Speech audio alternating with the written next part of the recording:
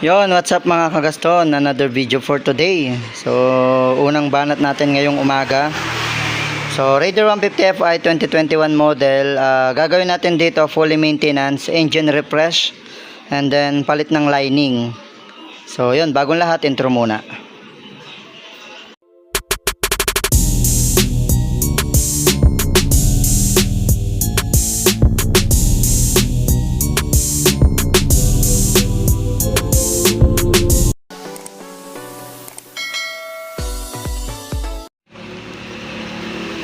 So yun mga kagaston, ang odo nga pala nito is nasa 90,000 kilometer na, 2021 model. So kaya ako nasasabi minsan na yung mga naunang motor na 2021 model pababa or 2022 model pababa is matibay sa mga bagong labas. Yung iba kasi talaga sir, hindi nawawala yung factory defect. Yung iba naman depende sa paggamit at saka alaga sa langis. So ito 90K odo, bali ngayon pa lang natin siya engine refresh. Tapos sa kanyang panggilid, dalawang beses na kasi kaming nag-maintenance dito, water pump and balancer. Bali ngayon dahil 90K odo na siya, for refresh na siya. At saka nagpalit na rin kami ng clutch lining ngayon. Ayan, yan yung mga luma niyang lining na sunog na. So nagpalit na rin tayo ng original lining. Pag original na clutch lining ng pang Raider FI kasi, ayan yung code niya, yung 12K00 yung gitna. Pag kasi Raider Carb, ang nakalagay is 25G. At saka yung butil ng mga lining niya is malaki pag Raider Carb, pero pag sa Raider FI mas maliit. So ayan, nasalpak na natin yung bagong lining, isasara na natin yung crankcase. Ngayon magbabaklas naman tayo sa head. So tuloy natin yung video mamaya mga kagaston once na nabuksan ko na yung kanyang head. So ayun mga kagaston, nabuksan ko na yung kanyang cylinder head, pati yung kanyang block tinanggal na natin, pati sa magneto cover kasi nga pati yung timing chain, timing guide, cam chain guide, papalitan natin yung mga yon kasi nga 90K odo na. Kapag nag-refresh tayo ng 75 odo pataas, pinapalitan na natin yung mga yon. Pero pag yung odo 50K odo lang, ang pinapalitan lang natin piston ring, valve seal, gasket, sabay tanggal ng carbon deposit as in tabarbula. Pero pag mataas na yung odo, yung mga yon pinapalitan natin, timing chain, tensioner guide, and then cam chain guide, pinapalitan na yung mga yan. Kaya mas magastos siya pero isahang baklas kasi. Pero pag 50K odo, mas mababa yung expenses dahil konti lang yung papalitan. So ganito na rin kakapal yung kanyang carbon deposit sa head. Sa kanyang piston pala, tapos ito naman yung sa head. So makapal na, tapos medyo lean na rin yung kanyang sa may exhaust. So for refresh na talaga, tsaka mataas na rin kasi 90K odo, 2021 model. So nasa pag-aalaga talaga mga kagaston, kasi yung ibang nirefresh natin na ganito, pag open natin yung block nila may konting tama na.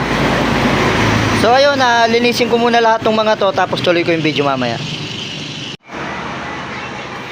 So yun mga kagaston, ayan, nabaklas na natin lahat at saka nalinisan na rin natin yung kanyang block at nalagay na rin natin yung piston. Ayan, kitang kita naman parang bago na siya compare mo kanina na sobrang itim at sobrang kapal ng carbon deposit. So ayan, mga pinalitan natin na yan, timing chain, cam chain guide, at saka yung tensioner guide yung dito.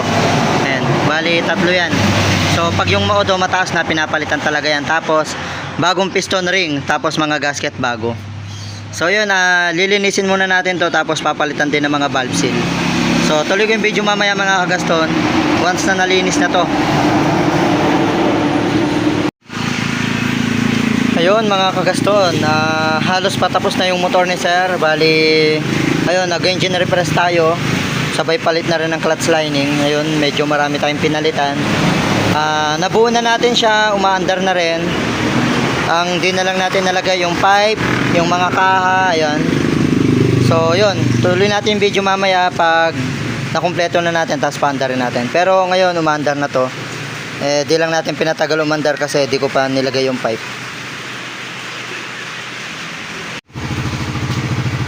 Ayun, so ayun mga kagaston, natapos na natin yung ating engine refresh, pero parang halos overall na siya. Kasi nga nagbuklas tayo ng kabilang crankcase.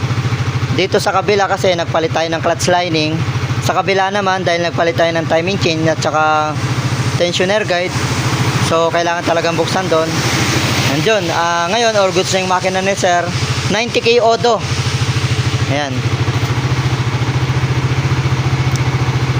Yan, 90,976. So yun, tulad nga ng lagi kong sinasabi sa vlog, nasa gumagamit at pag-aalaga sa langis. Pero yung ibang mga model talaga na 23, 24, 25, meron talagang lumabas na mga factory defect. Kumbaga, hindi lang naman ako yung nagsasabi niyan. Even yung ibang mekaniko na nagbablog, na bata pa yung ginagawa nila pero na-overall. So yun, all goods na yung motor ni sir. Galing pa sila ng Mexico, Pampanga. Bali, ang oras is 7:20 na. Pero marami kasi tayong ginawa rito, kaya ginabi na rin. So ayun, ang location natin, Santa Lucia, Capas, Tarlac. Ang landmark po nito, lampas siya ng konti ng Camp O'Donnell, left side, bago makarating ng Santa Lucia High School. So message lang kayo sa ating Facebook page, Nixon Lennon Motovlog, or sa ating TikTok, Nixon Lennon. So ayun, God bless.